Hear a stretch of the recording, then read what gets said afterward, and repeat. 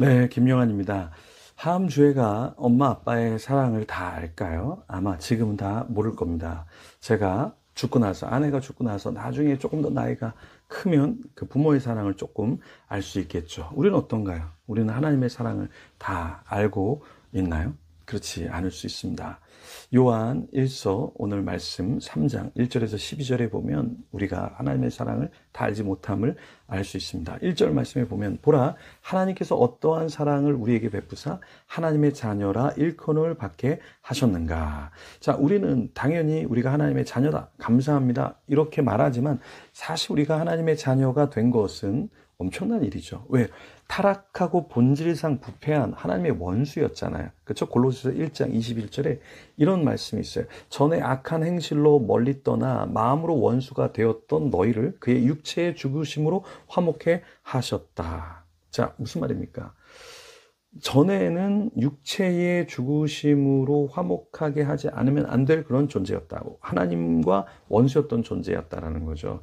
그래서 에베소 2장 1절에는 뭐라고 말하냐면 너희의 허물과 죄로 죽었던 너희를 살리셨다, 이렇게 말씀하고 있습니다. 본질상 우리는 어떤 존재였나? 골로새서 2장 32절에 보면 본질상 진노의 자녀, 우리는 그런 진노의 자녀였어요. 타락하고 부패한 존재였다라는 거예요. 그런데 하나님이 우리를 값없이 사랑해 주시고 예수 그리스도의 구속을 통해서 우리를 사랑해 주셨던 것이죠. 네, 지방의 한 권사님이 큰 식당을 운영하고 있었습니다. 근데 주일날 쉬고 문을 닫고요, 평일날에도 매번 예배를 드리면서 직원들과 함께 하나님 앞에 나아가는 모습이 있었습니다. 근데 이분은 늦게 12시 넘어 가게 문을 닫고 다 정리한 뒤에 집에 가서 기도를 하시고 새벽 예배를 드리면서 또 하나님 앞에 나아가는 삶을 살았습니다. 피곤한데요, 지칠 수 있는데 그렇게 하나님 앞에 자신을 드리려고 노력했던 분입니다. 왜 그랬을까요? 사실 자신이 하나님 앞에 얼마나 비참한 존재인지를 알았기 때문에 그런 것이죠. 우리도 마찬가지입니다. 우리가 어떻게 구속을 받았는지 그것을 알면 우리의 신앙 색깔과 삶은 완전히 달라질 겁니다. 자, 우리가 하나님의 사랑을 알고 우리의 삶이 바뀌어지잖아요. 그런데 여전히 세상은 우리를 향해서 이해하지 못한다라고 할 수 있습니다. 왜 그럴까요? 1절 보면 우리가 그러하도다. 그러므로 세상이 우리를 알지 못함은 그를 알지 못함이라. 우리가 열심히 주일날 예배드리고 선교하고 전도하고 뭔가 섬기는 봉사를 하는 것은 왜 그럴까요? 우리가 주님의 은혜를 알기 때문에 그렇잖아요. 근데 세상은 우리가 왜 그러는지 알지 못해요. 근데 세상이 우리를 보면서 좀 퀘스천 마크를 찍어야 되는데, 야, 쟤는 우리랑 똑같다, 이러면은 문제가 심각해지는 거겠죠. 그래서 우리가 어떠한 존재인지 좀 세상이 알 수 있도록 우리 자신이 제대로 살면 너무나 좋겠습니다.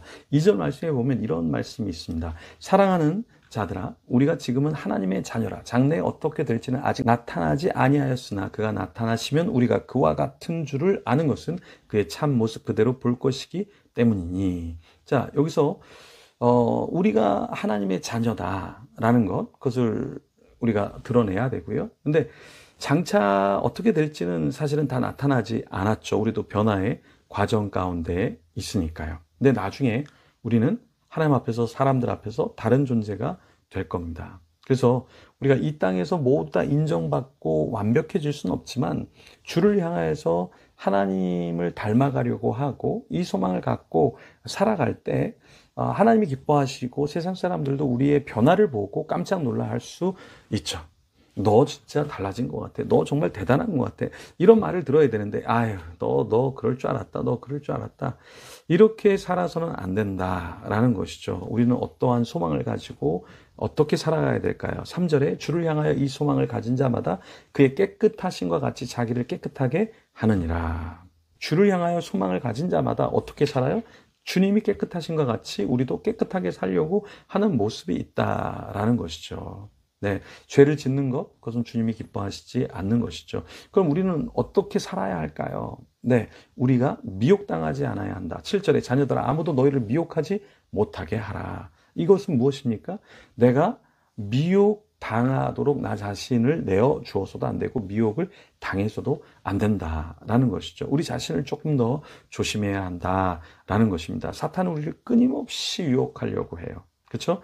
그래서 어떠한 성적인 유혹, 도덕적인 유혹, 또 재정적인 유혹을 통해서 우리를 무너뜨리게 하려고 한다라는 것이에요. 네, 하나님은 우리가 어떠한 삶을 살기 원하실까요? 7절에 보면 의를 행하는 자는 그의 의로우심과 같이 의롭고, 주님이 우리에게 원하시는 것은 의를 행하는 것. 그래서 주님을 닮아서 의를 행하는 걸 원한다라는 거예요. 그럼 여기서 의는 무엇이냐면, 팀 켈러 목사님은 저스티스라는 책에서 단순한 정적인 가만히 있는 것이 의가 아니라 삶에서 실행하고 무언가 삶에서 파닥파닥 살아내려고 하는 것, 그것이 선행이고 정의라 이렇게 이야기했습니다. 그래서 우리 자신을 주님께서 기뻐하시는 삶으로 내어드리되, 마귀에게 우리 자신을 내어주는 것이 아니라 성령 하나님께 우리 자신을 내어드려서 오히려 주님의 기쁘심이 돼야 하겠습니다. 자, 8절 말씀 기억하면 좋겠습니다. 죄를 짓는 자는 마귀에게 속하나니 마귀는 처음부터 범죄함이라. 하나님의 아들이 나타나신 것은 마귀의 일을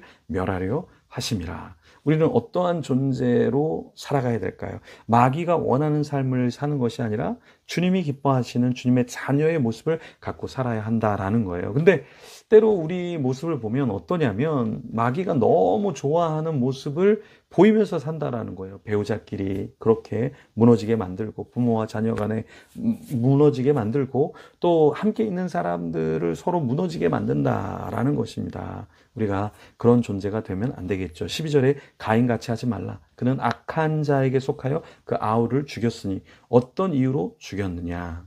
자기 행위는 악하고 그의 아우의 행위는 의로움이라. 우리가 죽이면 안 되겠습니다.